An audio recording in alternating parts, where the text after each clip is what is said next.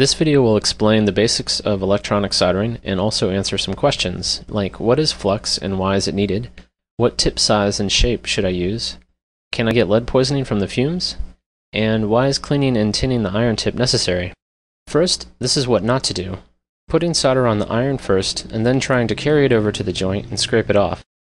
Applying solder to the iron and not directly on the parts to be soldered is also ineffective.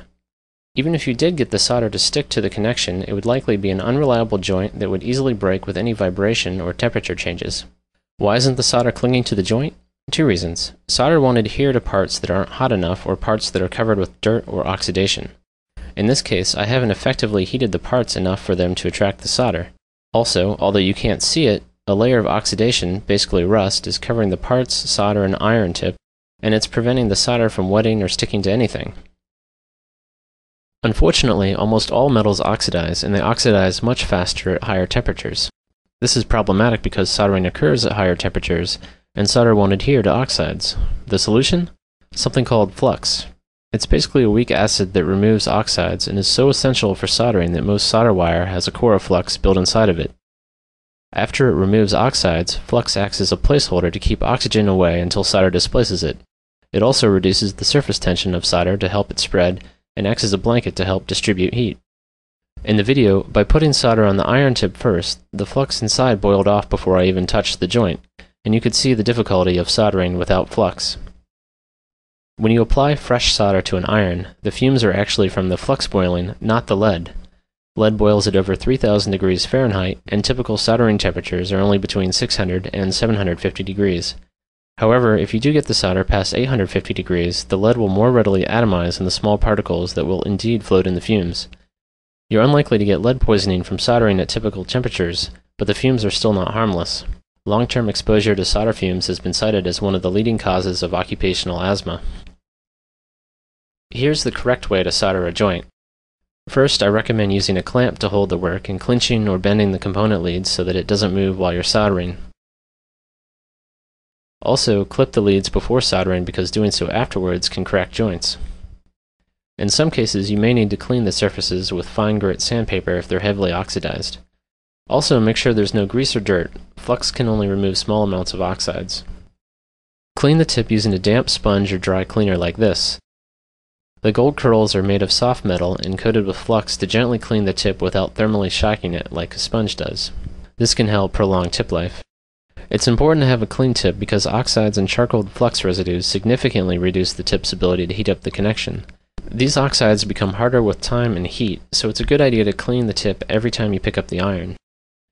Now add a small amount of solder back to the tip. This is called tinning the tip, and it helps to transfer heat to the joint and also protect the tip from oxidizing.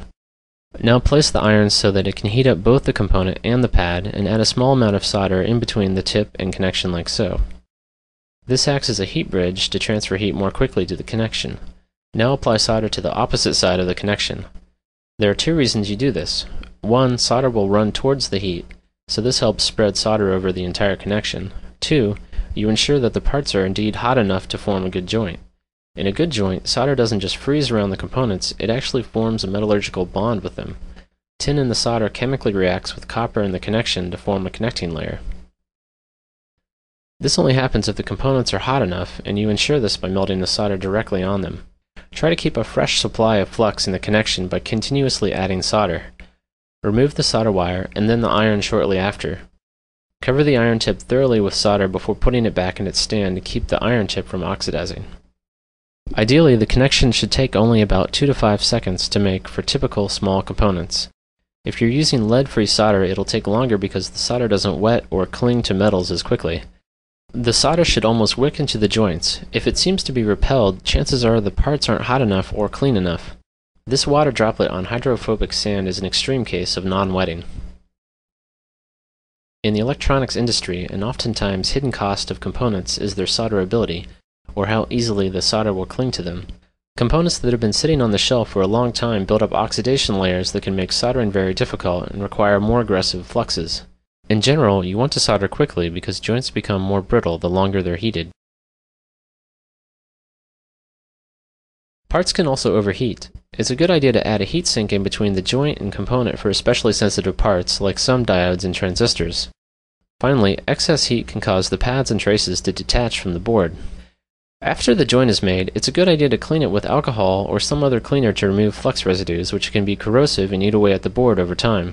This pump bottle conveniently dispenses a small amount of alcohol when pressed down by the brush and keeps the remainder from evaporating. Some fluxes are labeled no clean and may not require cleaning, and others may require water instead of alcohol. See the manufacturer's recommendations. The ideal amount of solder will be enough to thoroughly cover the joint, but still let you see the outline of the wires and sides so you can make sure the solder adhered to them correctly. The solder should smoothly meet all the surfaces, almost forming a ramp, and should be shiny in appearance, unless you're using lead-free solder. If the joint is dull and the solder didn't smoothly meet the surfaces, chances are you have what's called a cold joint, where either the target parts weren't hot enough or they were dirty or oxidized, and the solder didn't bond with the metal. It's important that the joint not move while the solder is cooling, otherwise you may get a joint with a rough surface that looks disturbed or cracked. These joints and cold ones may feel solid at first, but are likely to break under vibration or compression and expansion from temperature changes. Worse, these connections can work intermittently and be extremely hard to track down later. You want to use the largest tip that allows you to reach and heat only a single joint. As a rule of thumb, choose one that's slightly smaller than the pad you're soldering to. A larger tip helps transfer heat faster and also acts as a larger reservoir of heat, so the tip doesn't cool off while a joint is being made. A chisel-shaped tip can heat faster because it has a greater surface area with which to contact the parts. More pictures and videos can be found at curiousinventor.com/howtosolder. Corrections and feedback are appreciated.